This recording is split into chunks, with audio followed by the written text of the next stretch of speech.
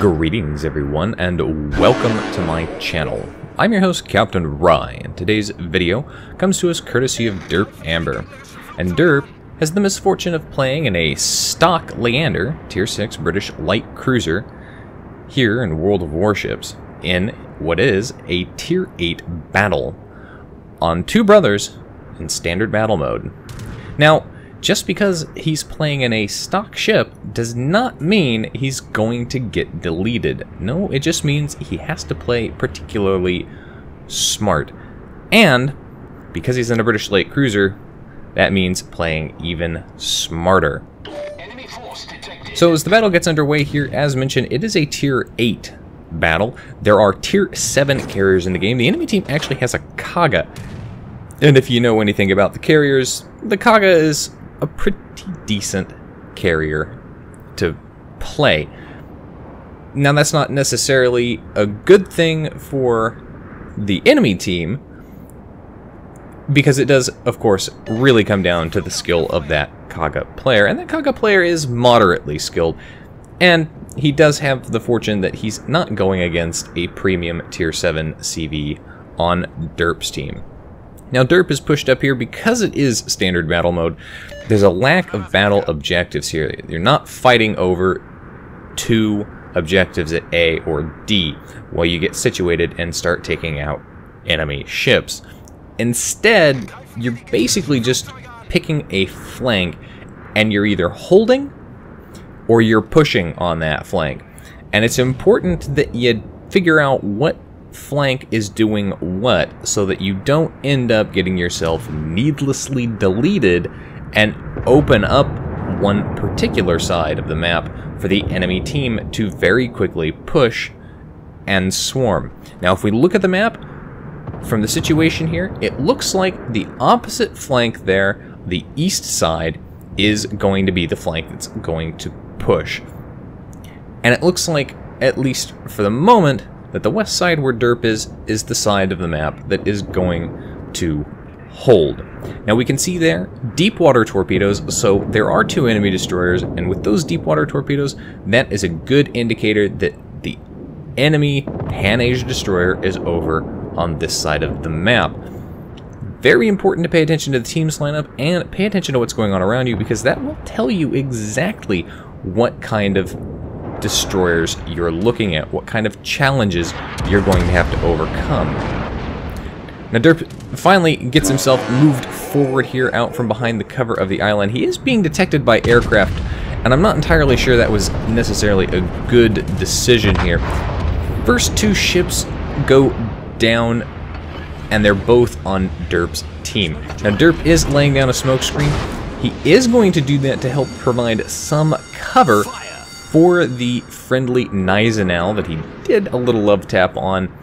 And in the meantime, he's also going to try and see if he can get torpedoes off. Now remember, Leander does have 6-kilometer torpedoes, and they can be fired single fire, so they can be very, very accurate, or they can miss completely. It's also got the semi-armor piercing and no high explosive, so Derp is going to have to do a lot here to try and continue to get shots off here. More deep water torpedoes coming in, and that's a good indicator that that smoke screen up there has been set and laid by the Pan-Asia DD. The problem that I have with the Leander over, say, the Perth, even though they're technically the same type of ship, is that, of course, the Leander has a smoke screen that's stationary.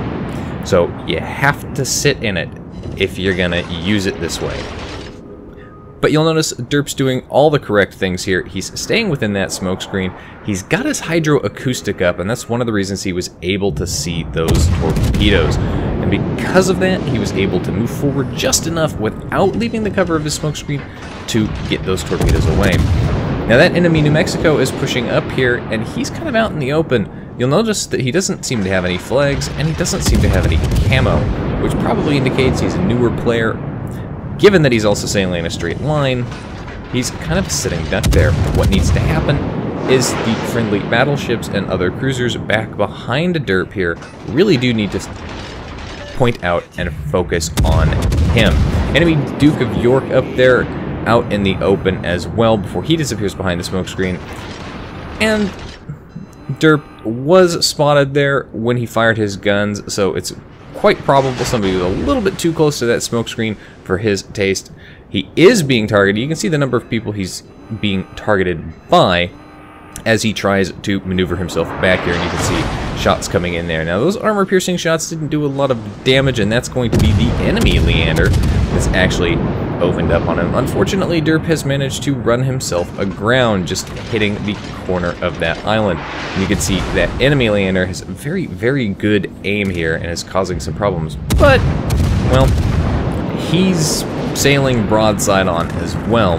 Now, Derp manages to kill that Leander, but I'm not entirely sure if that Leander just got hit by somebody else first, because he didn't get any citadels in that hit, just the kill.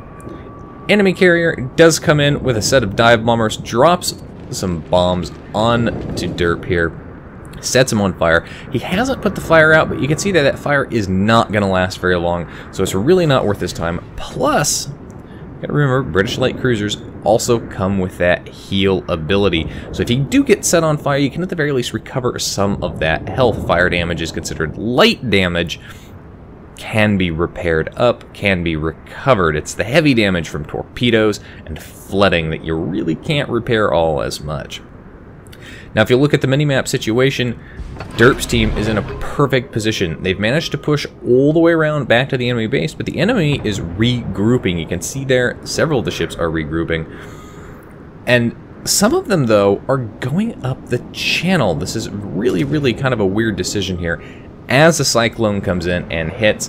So that cyclone is now going to impact visibility. This is actually particularly good for Derp in his ship.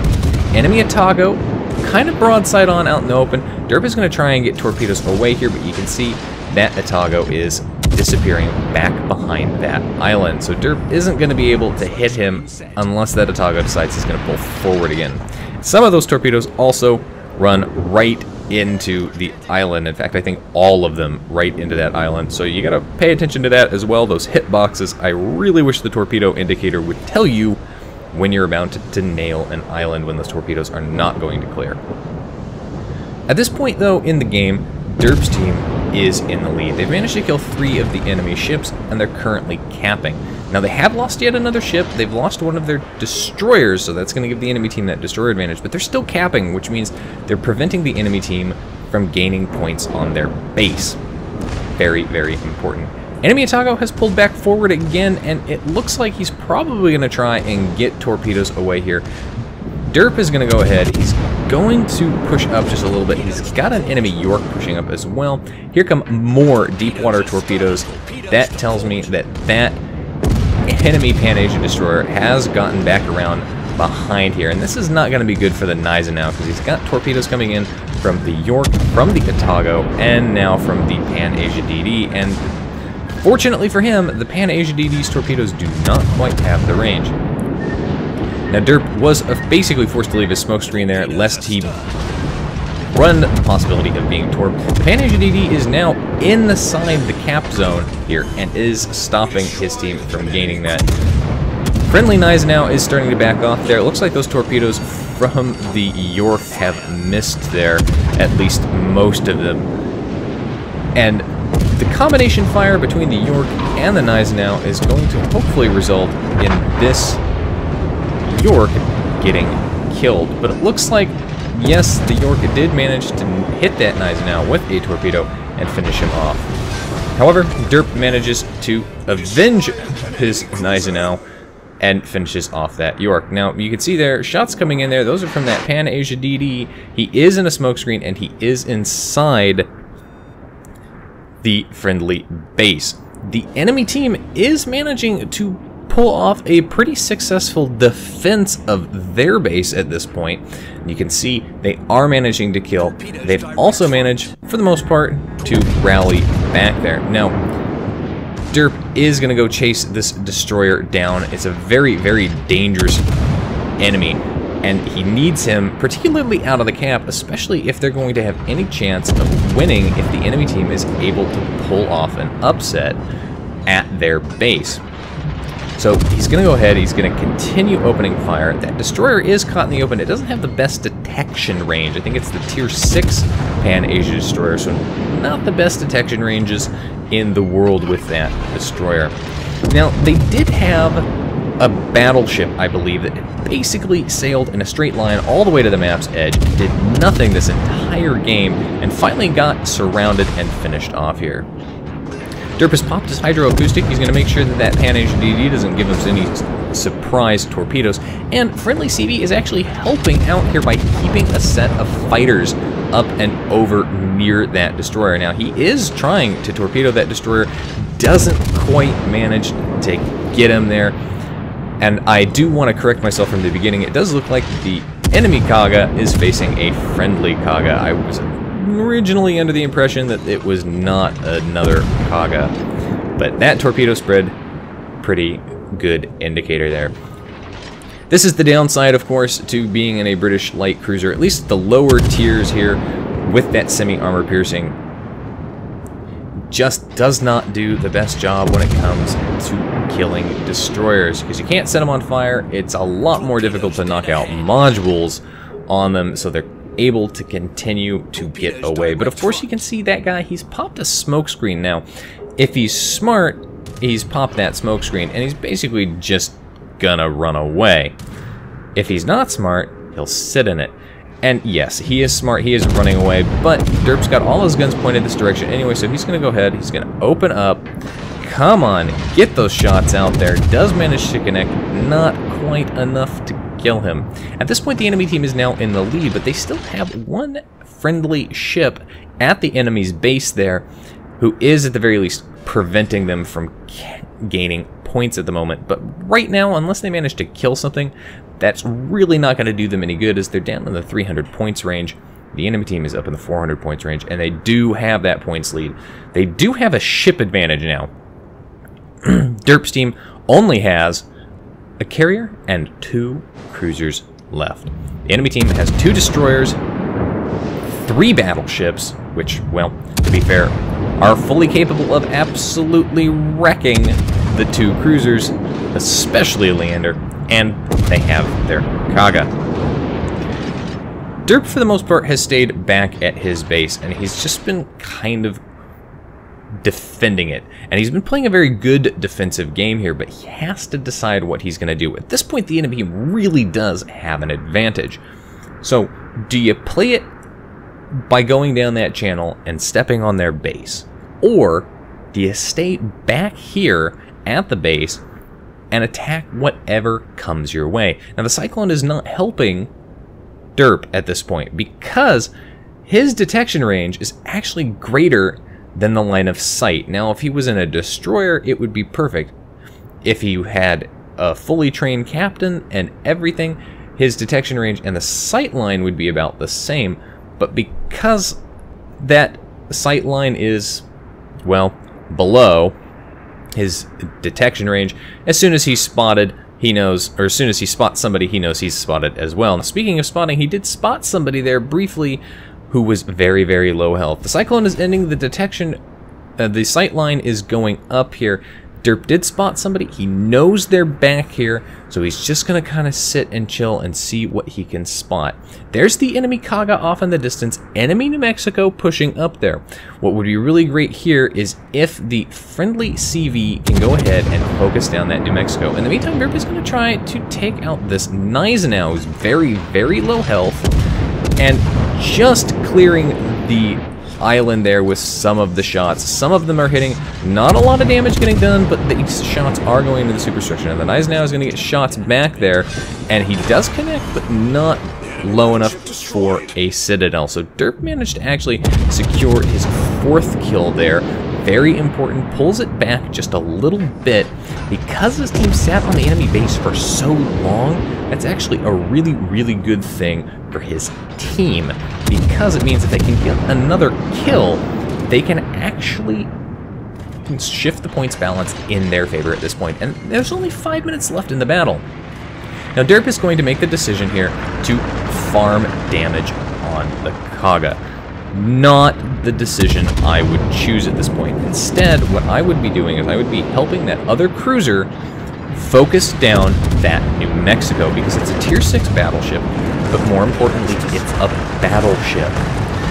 He is a very, very dangerous thing. Especially if you're in the Leander, you're a fairly light cruiser. You can do a good job dodging a lot of torpedoes, and this Kaga doesn't seem to have the best drop record here in this battle. Now, friendly carrier, friendly cruiser, both of them are focusing down that New Mexico pretty heavily, and this is where paying attention and helping out your team would come in handy. Unfortunately, the enemy team takes out that friendly cruiser, so now it's just Derp and his aircraft carrier left. Enemy Kaga trying to bring more planes in, trying to blind drop into the smokescreen, and he does actually connect, so that Kaga, at the very least with his dive bombers, knows what he's doing, or he's getting particularly lucky. There's that enemy destroyer out there, very low health here as well. But again, going back, you can see here that that New Mexico is on fire in multiple places, and if Derp had decided to shift focus and help focus down that New Mexico, combination is friendly cruiser might still be alive here, and that New Mexico would hopefully be dead. Now, Derp does land several good hits here with that semi-armor piercing right into the superstructure. Does secure the kill on him, although he might have burned down there. But that's going to be Derp's Kraken Unleashed. Unfortunately, it may be too little too late here because there's not a lot of time left.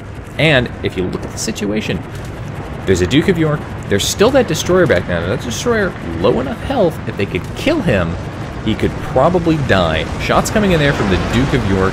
The CV is trying to do a cross drop here, but he's got a problem.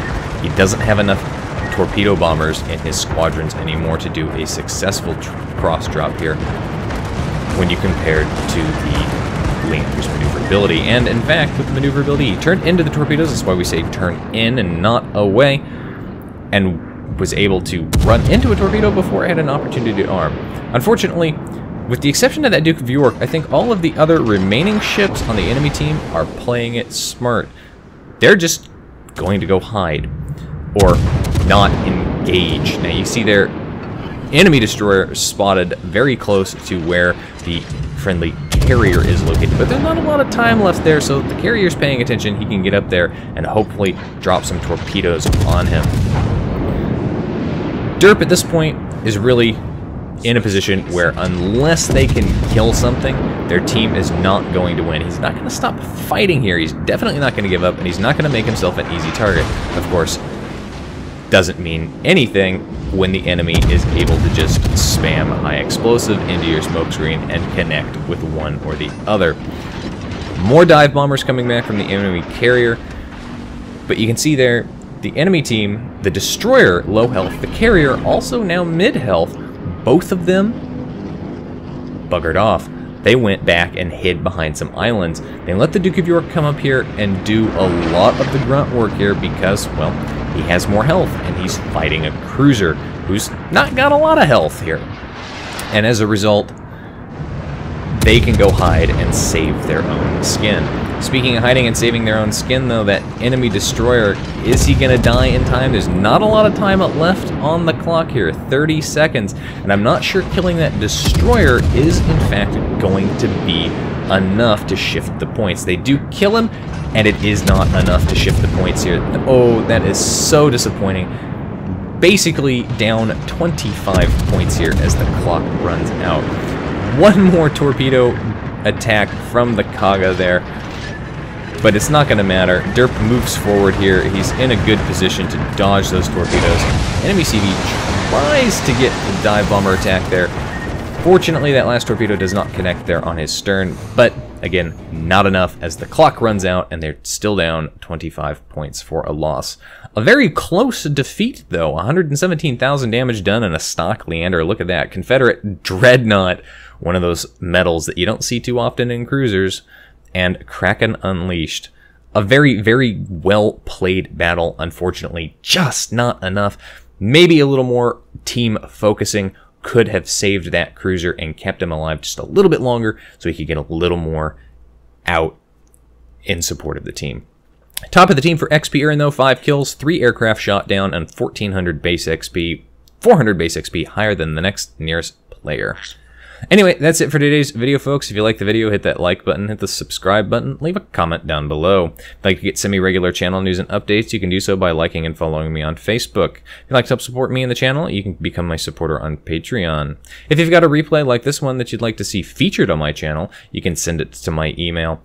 And if you'd like to watch me play various games live soon, you can do so by following me on Twitch. You can find the links for all of those in the video description down below. And as always, I'll see you next time. This is Captain Rye, signing off.